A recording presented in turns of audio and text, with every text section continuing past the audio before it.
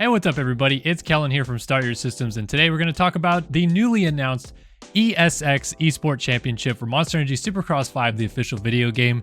This is the second annual edition of the eSX Esport Championship, so we're going to break it down a little bit. There's some talking points, some discussions, and many other things to talk about. I want to jump in front of this video before anybody gets, excited or frustrated or whatever in the comments, and basically say that, like, I know that this video game isn't the end-all be-all in terms of physics and gameplay and everything like that, and that a lot of you folks out there will say, like, why don't they host a tournament like this in MX Simulator, MX Bikes?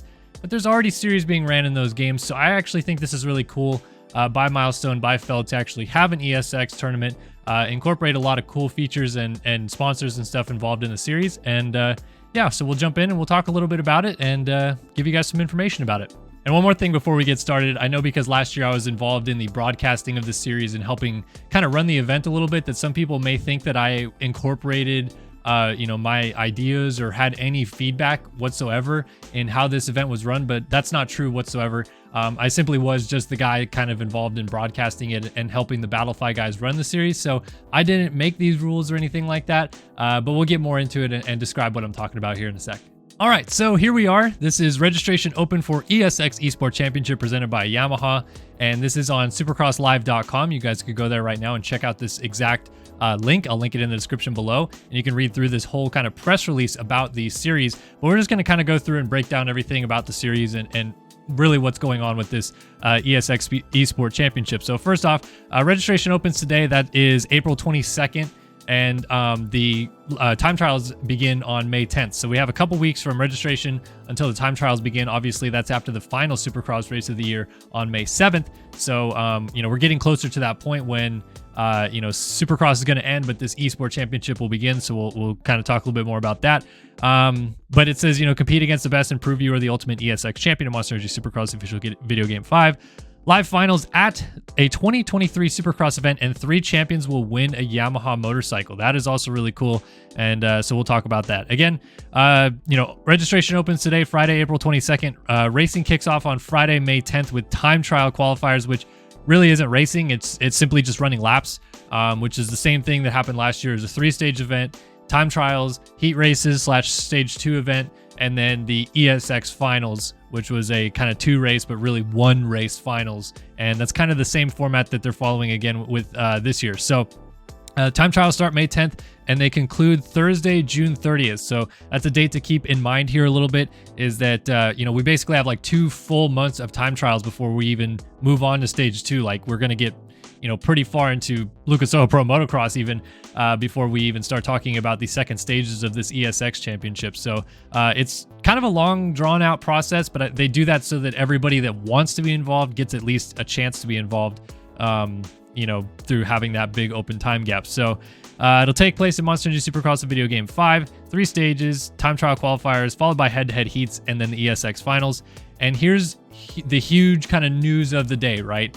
The eSX Championship will be limited to U.S. entrants only in order to incorporate a special twist in this year's competition. A live eSX Finals event will be hosted at a 2023 Supercross round.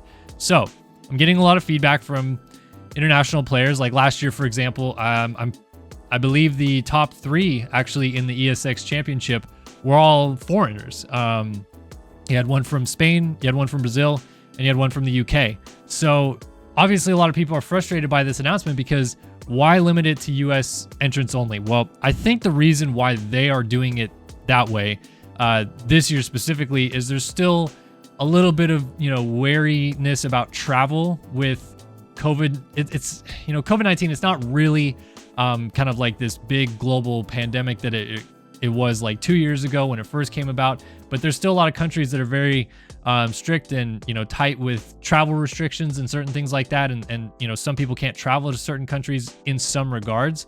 I think that plus the cost involved of having someone from out of a country come into the US for this one specific event was maybe just too much for Feld or Milestone or whoever was really behind the funding of this to want to spend.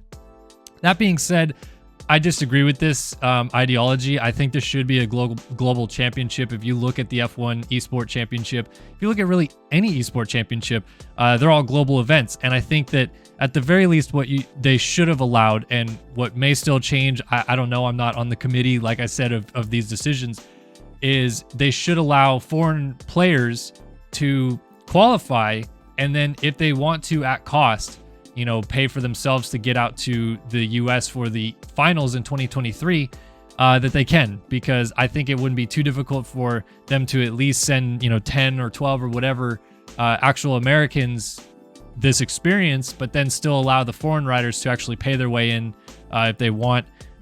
Is that unfair? Yeah, probably, but at least it gives those, people outside of the US a chance. Like, it's not, cut and dry that they just can't even compete, which is what we're looking at right here. So I don't really agree with this, but maybe there is some change still to come with that. So we'll see. Just like last year, though, with the eSX Championship, it'll be PS5, PS4, Xbox Series X/S, Xbox One, and Windows PC Steam. So 5 consoles, but a little bit different this year is instead of 5 categories with the 5 consoles, it's going to be 3 categories with kind of like the 3 major systems, I guess, so to speak. So you have Steam, PlayStation, and Xbox. I think that kind of is a little bit of a bummer, but what we saw last year with the eSX competition is that a lot of the people that played Xbox Series X or PlayStation 5, because not everybody could get those consoles yet, the player base was a dramatic drop-off. Like, of course, PS5 and Xbox Series X players, there was several good ones. However, outside of the top like 15 or so, the times really definitely took a divot off of those. So I think they're trying to make it so that, like you combine the console side into one and combine the PC side into one and really have like a face-off of console versus PC instead of these 5 consoles all trying to get into these 2 spots. And maybe you're missing out on some, like there could be 4 great Xbox One players and only, 1 great PS5 player, for example, and you don't get all of that good mix. You only get 2 and from each last year. So I think this is a good step, personally speaking, but we'll see how it plays out. Every player will receive a unique identifier code, which they will then redeem in the game and unlock in eSX time trials and special edition Yamaha eSX in-game bike livery. So same thing from last year. You can see the image below. You can click here to register. 12 fastest riders in each platform will advance to the heat races. The rider's single fastest time trial will be recorded and reflected on the leaderboard, and there is no limit on how many times users can attempt to qualify. So it's the exact same thing as last year. We're really looking at the only key difference being that the finals will be a LAN event, right?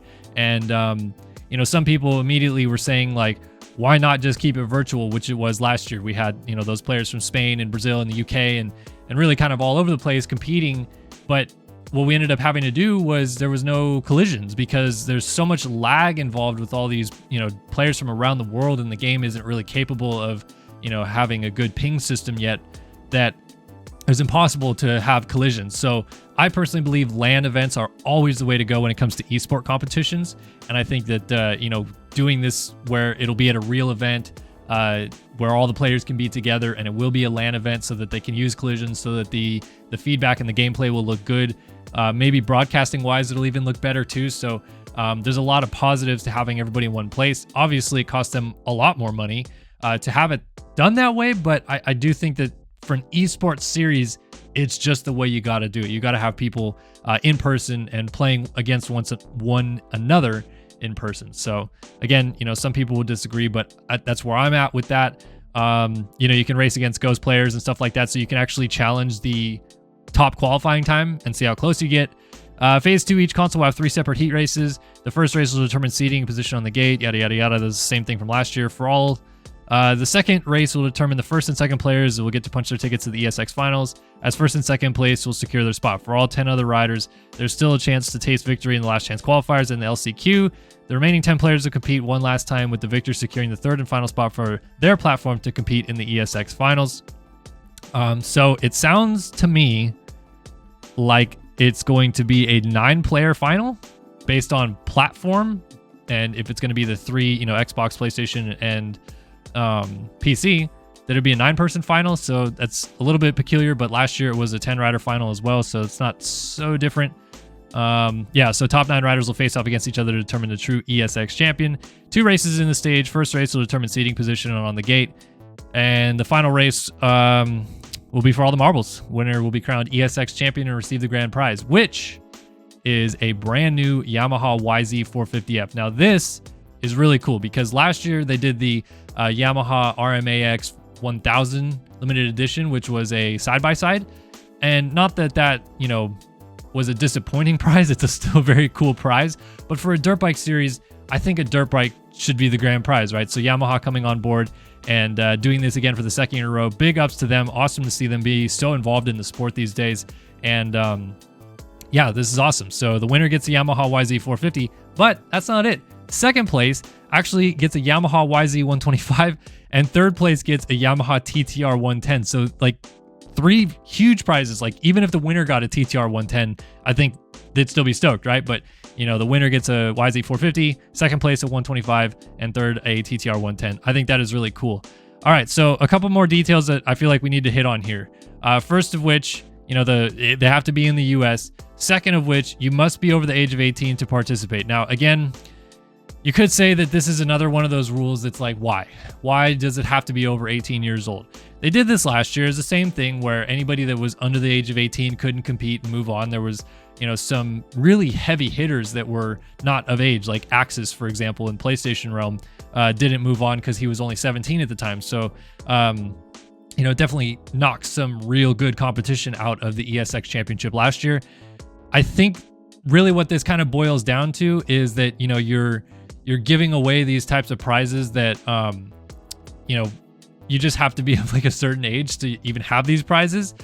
You know, like a 16, 17-year-old, yeah, they could own a 450, but realistically speaking, adults own the bigger bikes like this and stuff. And on top of that as well, some of these people that are under 18, it's a lot more difficult because you have to go through like their parents and stuff like that. If they're going to travel, for example, and come to, let's just say the finale is at Anaheim and someone lives in New Jersey and they're 14 years old. The parents have to sign off on all that. And then they're basically trusting that, you know, Supercross or whoever is going to travel this 14-year-old across the country to do this event has, you know, them in good hands and isn't going to put them in a dangerous situation in a place they've never been before. So for the 18 and up to participate thing, I think it's really more about, you know, just kind of making sure that they have like adults, they have proper people that, you know, it's not going to be too difficult for them to navigate the travel expenses and the protection, and, you know, they can fend for themselves and certain things like that. So,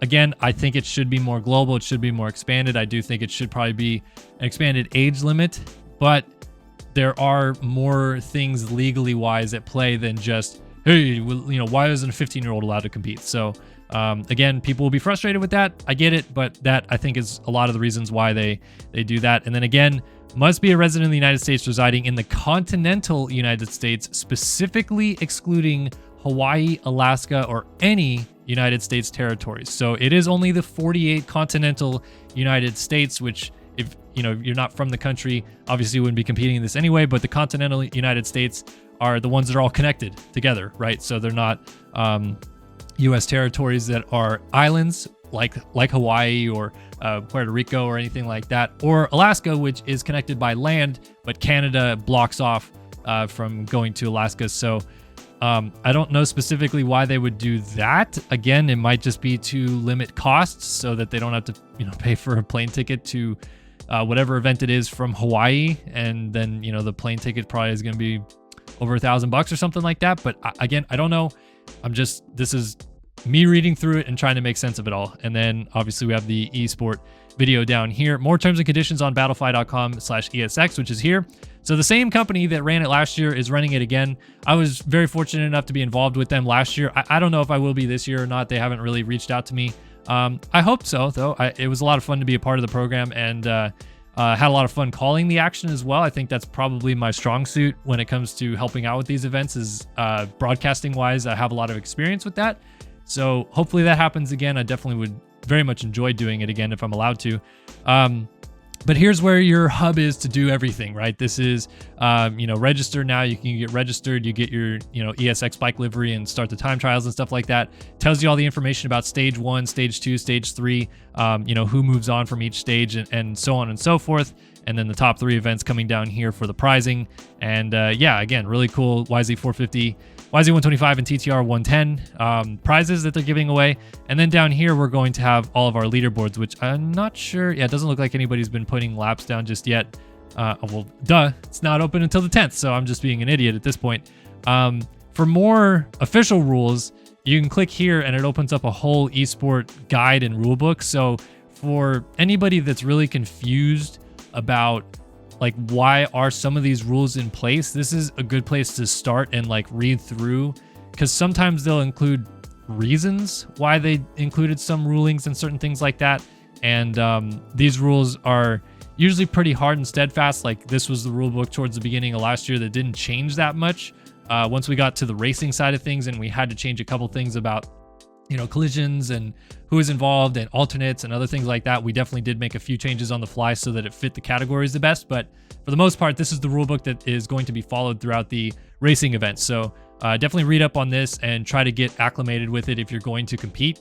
Along from that, though, it's pretty much just, sign up and go racing at this point. Like I said, there's going to be a lot of people that are going to raise questions or concerns about the US only, the continental US only, the 18 plus. And I'm happy to continue that discussion in the comment section below. As I have said, though, I don't get to choose these rules. I'm not on the committee. I'm not on the board. I do offer feedback when asked, but for the most part, communication isn't really that frequent between myself and Milestone. I talk to the people at Feld quite frequently, but that's because I work for RacerX Illustrated, and so I go to these, real life Supercross races all the time, and get to talk to people at Feld there. And I do have sometimes where I've raised concerns about these events, and I will try my very best to continue that narrative. I'm going to the Salt Lake City Supercross in a couple weeks, so I'm going to reach out to a couple more Feld people and try to get just more information and feedback about this series, and hopefully we can get some more answers for you guys that are either frustrated about the regional thing or the age thing, or if there's any other questions or concerns that you have, please feel free to add them to the comment section below. And I'm very happy to, at the very least, reach out to them and try to help you guys with those concerns. So yeah, that's about it for today. eSX is back. Season 2 of the eSX Esport Championship in Monster Energy Supercross 5, the official video game presented by Yamaha. Just great to have it back. Hopefully this turns into a cool, yearly annual event that we see every year, and it just gets bigger and better. And they maybe not this year if it doesn't happen, but in the future, maybe we expand to more global scale and get more people involved and stuff like that. So yeah, that's all I have for you guys today. Hopefully you guys enjoyed this video. If you have any more questions or concerns, please be sure to add them in the comment section below. And I look forward to seeing you guys in all of our future videos here on the channel. But this is Kellen signing off for now, and I'll see you guys in the next one. So long for now.